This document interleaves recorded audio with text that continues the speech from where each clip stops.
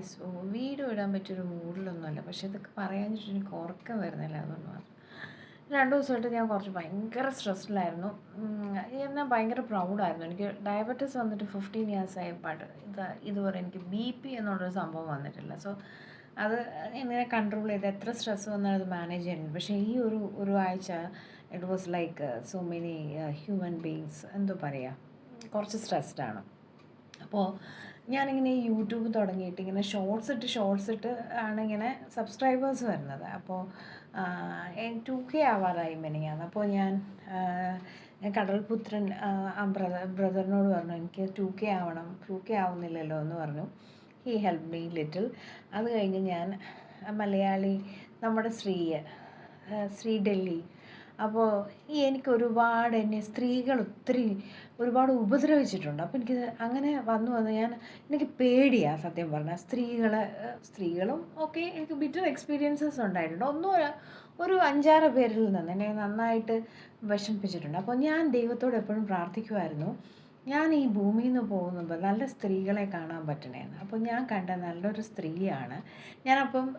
ഞാൻ വിളിച്ചതുപോലുമല്ല, എൻ്റെ ആ ലൈവ് കേട്ടിട്ട് ആ സ്ത്രീ വന്നിട്ട് കുറേ മനുഷ്യരെ കൊണ്ടുവന്നു. ഞാൻ 180 സംതിങ് ഉണ്ടായിരുന്നു എനിക്ക് അന്നത് BP. ആൻഡ് ഈ ഐഡികൾ കണ്ട് ഞാനങ്ങ് ചിരിച്ചിട്ട് അത്രയും സ്ട്രെസ്ഡായിട്ട് ഇരുന്ന ഞാൻ ഭയങ്കരമായിട്ട് അങ്ങ് ചിരിച്ചു. അതൊരു വലിയ കാര്യമല്ലേ.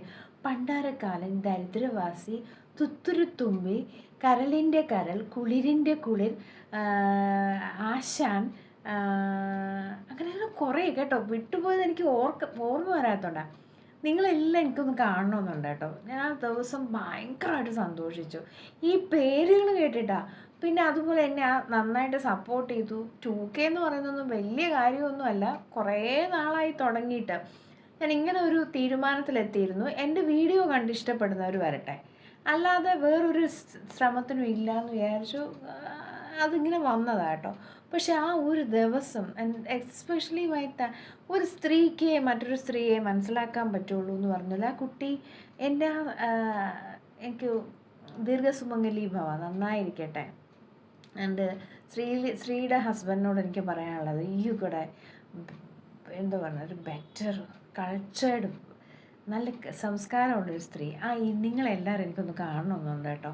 നമുക്ക് എപ്പോഴെങ്കിലും കാണണം ഈ ഐഡിയകളെല്ലാം, പണ്ടാരക്കാലിനെയും ദരിദ്രവാസിയെയും തുത്തുരുത്തുമ്പിയെയും കരളിൻ്റെ കരളിനെയും എല്ലാവരെയും. So bye. Thank you so much. ഞാൻ നന്നായിട്ട് ചിരിച്ചു, കുറേ മനുഷ്യർ കാരണം. വലിയൊരു കാര്യമാണത്.